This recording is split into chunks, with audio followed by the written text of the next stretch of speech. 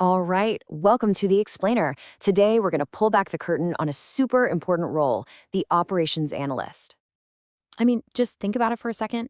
Every single day, companies are just swimming in information. Millions and millions of data points about their products, their prices, their processes, you name it. So, here's the million-dollar question. How do they actually use all that data to make smarter decisions and, save some serious cash? It's not magic, that's for sure. It's a job. And to figure it all out, we're going to do something a little different. We're actually going to break down the resume of a real professional problem solver to see how they do it. Okay, so first things first. We've got to get the mindset right. The best way to think about an operations analyst, they're basically a modern business detective using data to solve all sorts of business puzzles. So what does that mean exactly? Well, they're the ones who dig into all that operational data. We're talking inventories, supply chains, all of it, to find clues that help make things run smoother, faster, and cheaper. And let's be real, in today's world, that kind of efficiency isn't just nice to have, it's absolutely crucial. All right, so if they're a detective, they need a toolkit, right? So let's decode what's in it. These are the essential tools of the trade they use to, well, interrogate the data. First up, you've got SQL. The best way to think about it is this. Imagine the company's data is a massive, gigantic library. SQL is the special language you use to walk up to the librarian and say, hey, I need exactly this information. Like, show me every single product returned last month for this one specific reason. It lets you pull out the precise info you need from a mountain of data. Then you've got Python. So if SQL gets you the right books from the library, Python is like a super-powered assistant that reads all of them in a split second. It can analyze those huge data sets and spot hidden patterns and connections that honestly no human could ever find on their own.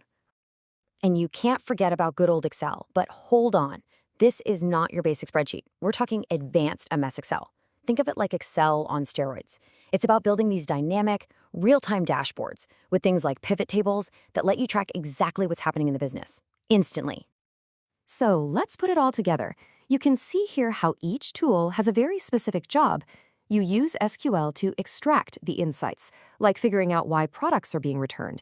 Then you use Python to analyze that data to, say, figure out how to reduce product loss. And finally, you use Excel to build those dashboards to track everything, like prices and customer complaints, day in and day out. Okay, we've seen the toolkit. Now for the fun part. Let's look at a case study of how these tools are actually used to get things done. We're talking about taking data and turning it into action. So, check out this line from the resume, led data-driven analysis in the Prexo liquidation project.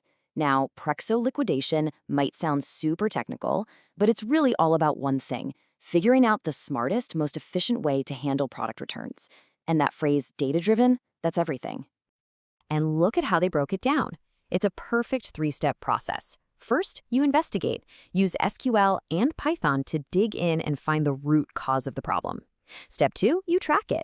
Build those Excel dashboards so everyone can see what's happening in real time. And finally, step 3, you implement. You use all those juicy insights to roll out a totally new, way more efficient process. See? Data to action right there. But the big question is, did it work? I mean, did all that analysis actually make a difference? Well, this is where you see the real bottom line impact. Let's look at the results. First off, a 15% reduction in product loss. Now, for a huge company like Flipkart, 15% isn't just a number on a slide. That is a ton of money saved. That's real, tangible impact right on the bottom line. And how about this? A 25% improvement in turnaround time.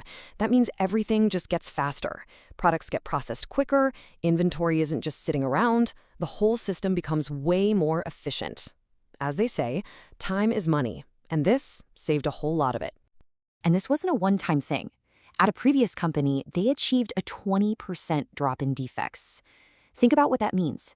Better quality, less waste, and way happier customers.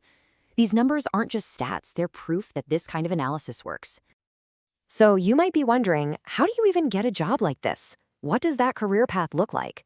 Well, let's take a look at how this person forged their career, from trainee to full-blown analyst. Wow, check out this timeline. It's incredibly fast. They graduated with an engineering degree in 2023, started as a trainee in mid-2024, and by May of 2025, Less than a year later, they're an operations analyst at a huge company like Flipkart. That's some seriously impressive and rapid career growth. And this right here really shows you the jump in responsibility. As a trainee, it was more about supporting the daily operations, analyzing products, leading a small team. But as an analyst, whoa, now it's about leading strategy for an entire category, managing pricing, and working directly with huge departments like tech and finance. The scale of the job just exploded. And that brings us to the most crucial point of all. An operations analyst isn't just some number cruncher. They are a true business strategist who just happens to use data as their number one tool to get the job done. So let's just quickly recap the key takeaways here. At their core, these analysts translate raw data into real savings and efficiency. They've got this awesome blend of tech skills like SQL and Python, but also serious business smarts. And most importantly, they create a measurable impact on the bottom line. This job is all about nonstop problem solving. So I'll leave you with this question to think about. What process in your world, whether it's at work, at home, wherever, could be totally transformed if you just started looking at the data in a different way?